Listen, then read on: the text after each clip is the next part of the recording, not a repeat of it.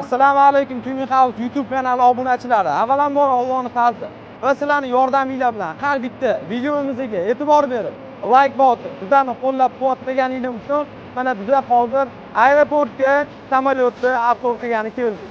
Yana ham qo'llab-quvvatlash uchun hozir o'zingizga like bosib qo'ying. Bugun sizlar bilan Centrum A230 Airbus samolyotini obzor qilamiz.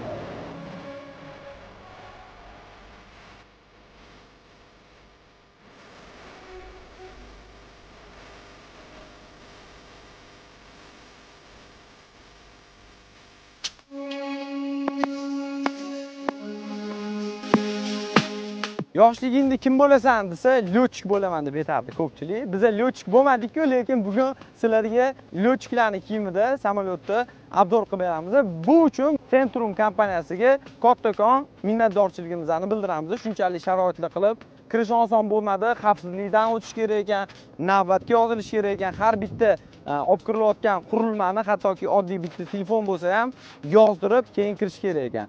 O'zbekistonda bilasizlar, xavfsizlik ayniqsa aeroportda butun dunyoda juda kuchli ishlaydi. Shuni hisobiga bizlarning kirishimiz oson bo'lmadi. Shuning uchun qo'llab-quvvatlab turib, like'larni ayamay bosib tashlaysizlar, akalar. Bu samolyotimiz modeli boyga yetib o'tganimda Centrum Airbus A330 samolyoti. Bu samolyot O'zbekistonga kirib kelganiga ancha bo'ldi. Hozirgi kunda 20 dan oshuv samolyotligi bor uje. Buni ichiga Saudiya Arabistoniga va butun dunyoga uchadigan samolyotlari hammasi ichiga kirib ketadi. Samolyotimizning xarakteristikasiga keladigan bo'lsa, obzorni boshlaymiz. Birinchi bo'lib hajmi. Ko'rib turganingizda juda katta hajmda. Bu endi Airbus bo'lgandan keyin juda ham katta bo'ladi. U qanotidan bu qanotini uchigacha 60 metr 30 sm ekan. Uzunligi bo'lsa 63 metr 66 sm ekan. Balandligi bo'lsa 16 metr 90 sm. Salkam 17 metr balandligiga ega. Eng qiziq joyi bu og'irligi. Nimaga aytayapman bu narsani? Shuncha og'ir narsa qanaqa qilib havoda ko'tarilishi mumkin degan savol yoshligimdan qiziqtiradi. Va endi katta bo'lib, ozgina ilmga ega bo'lib shu narsani bildikki, qisqacha fizika texnikasi bilan avvalambor Allohning fazli va fizika texnikasi bilan uchadi. Tak, mashina to'g'rimi, ko'rasizlarmi? Samolyotimizning og'irligi 242 tonna. 1 kilo narsani tepaga otsangiz qaytib tushishi shunchalik oson, lekin shunaqa og'ir yukka havoda uchishi bu albatta mo'jiza.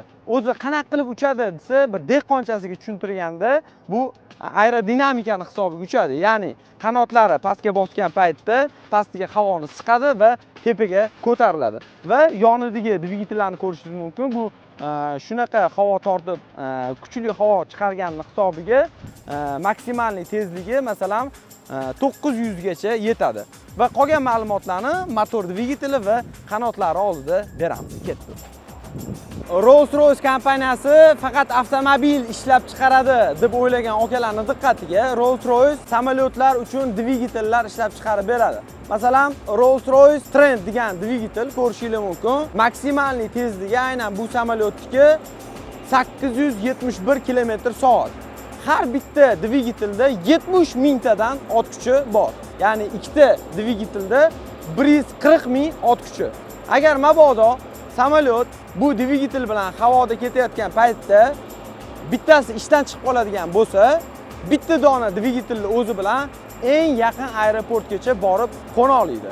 Bu degani seriozli kompaniya va xavfsiz tizim va aynan shu Rolls-Royce kompaniyaning xavfsiz motorlari bu Centrum Air kompaniyasining samolyotlariga o'rnatilgan. Ballonlariga keladigan bo'lsa, diskasining razmeri R23. Oldi g'ildiragi bo'lsa R16, ya'ni oldi kichkinaroq va orqasi kattaroq bo'ladi. Ballondan razmeriga keladigan bo'lsa, 1400 ga 530. Bridgestone ballon taqilgan ekan, ko'rishingiz mumkin. Demak, Bridgestone shunaqa katta samolyotlar uchun ham ballonlar ishlab chiqarib beradi.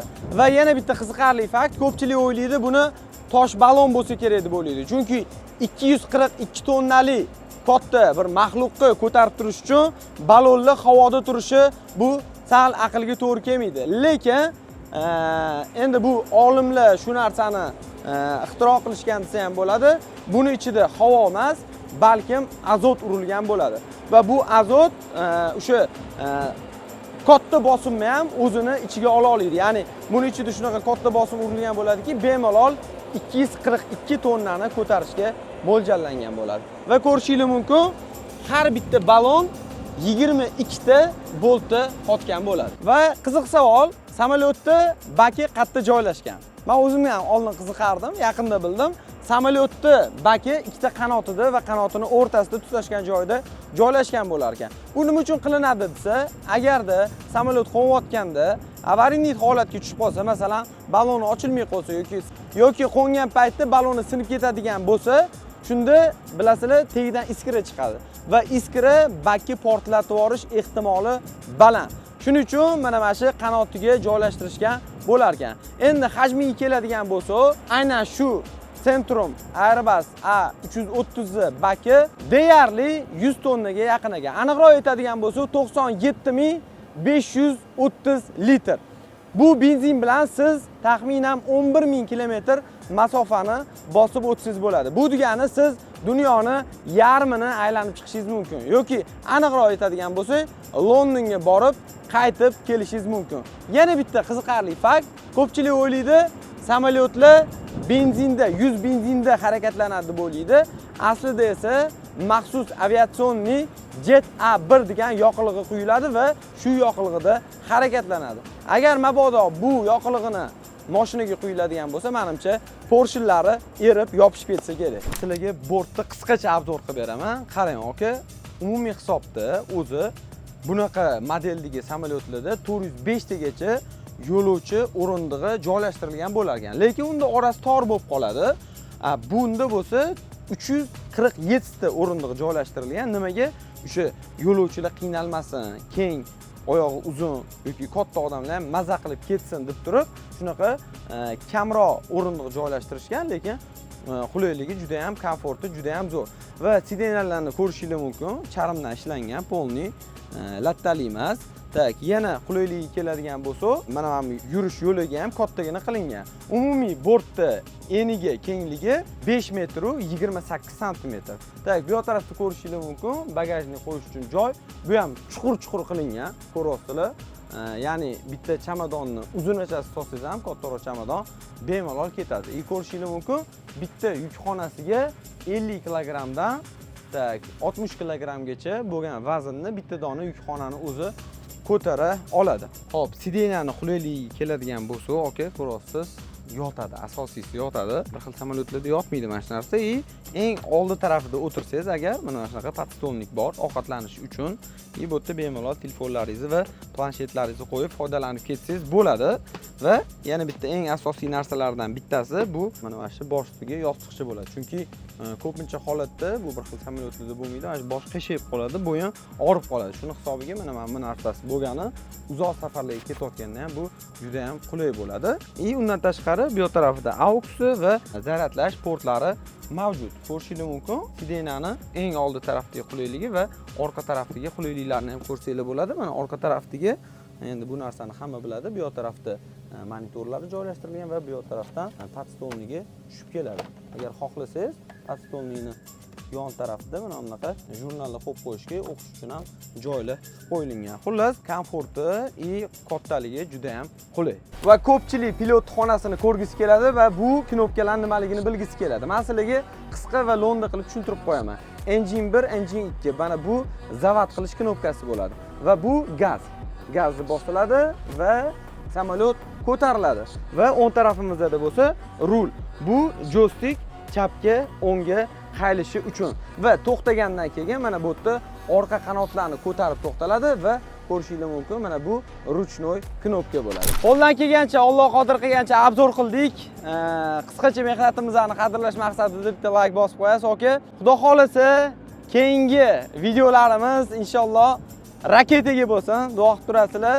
Aynan shu aviakompaniyani, ya'ni Centrum aviakompaniyasini Umra yo'nalishi bo'yicha ambasador bo'ldim. Tabriklab qo'yasizlar. Xudo xolasa, endilikda hojilarimiz aynan shu hozircha yana avialiniyalar yo'lga qo'yiladi. Aynan shu hozirgi obzor qilib bergan samolyotimda hojilarimiz komfortda mazza qilib borib kelishadi. Xudo xolasa, inshaalloh tez orada men ham o'zim shu samolyotda uchib, sizlar bilan borib, aynan Centrum kompaniyasi Umra yo'nalishlarini sizlarga ko'rsatib beramiz, xudo xolisa. Agar siz ham Umraga ketmoqchi bo'lsangiz, aka, bemalol Centrum Umraga murojaat qilsangiz, qulay narx, sifatli xizmat ko'rsatib, sizlarni Umra ibodatiga olib borib kelishadi va aytgancha, litsenziyalar olishgan, hammasi kafolatlangan, inshaalloh hammasi nazorat ostida, bilasizlar, katta kompaniya ishlarni xudo xolisa keng talqinda yo'lga qo'yapti va Centrum kompaniyasiga omad tilab qolamiz. Hammaga rahmat. Bizani kuzatib boringlar, to'g'risini aytinglar. Kiyim yarashibdimi? Salomat bo'ling.